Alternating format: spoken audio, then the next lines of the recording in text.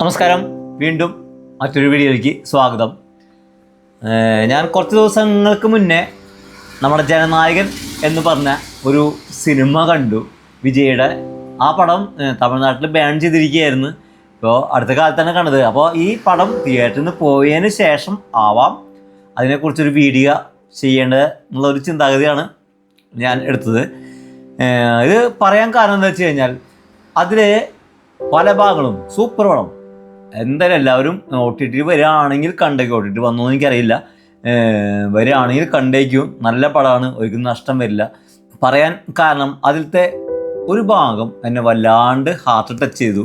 അതായത് വിജയ് എന്ന് പറയുന്ന കഥാപാത്രം അതിൽ സ്കൂളിൽ സംസാരിക്കുന്ന ഒരു ഭാഗമുണ്ട്. ആ സംസാരത്തിൽ 3 കാര്യങ്ങൾ അദ്ദേഹം പറയുന്നുണ്ട്.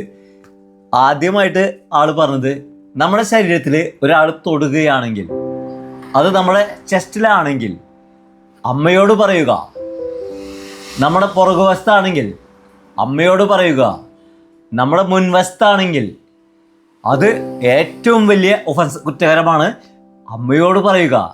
നിങ്ങൾ പെൺകുട്ടികൾ ഇത് മാത്രം ചിന്തിച്ചാൽ മതി, നിങ്ങൾ സേഫാണ്.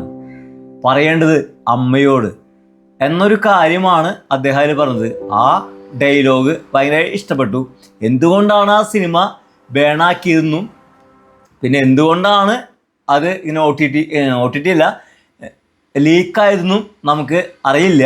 പക്ഷേ നല്ല സിനിമ. ക്ലൈമാക്സ് ഈ പറഞ്ഞ പോലെ എല്ലാ വിജയ പടം പോലെ തല്ലിക്കൂട്ടി തവിടുപിടിയാക്കലാണ്. അതിൽ കഥയില്ല. പക്ഷേ ആ ക്ലൈമാക്സ് വരയ്ക്ക് സിനിമ സൂപ്പറാണ്.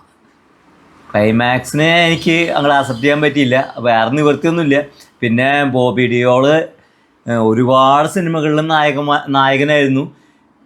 ദെൻ ഇതിൽ ആളുടെ വില്ലൻ വേഷം തകർപ്പം തന്നെയാണ്, ഒരു രക്ഷയില്ല. എല്ലാം നന്നായിട്ടുണ്ട്. ക്ലൈമാക്സ് നമുക്കങ്ങോട്ട് അത് പറഞ്ഞിട്ട് കാര്യമില്ലല്ലോ, തമിഴന്മാരുടെ ഒരു സ്റ്റൈലല്ലേ അത്. അപ്പോൾ അടുത്തൊരു വീഡിയോ ആയി വരാം എന്ന ഉറപ്പോടെ ഞാൻ രാജേഷ് നെടുവേലി.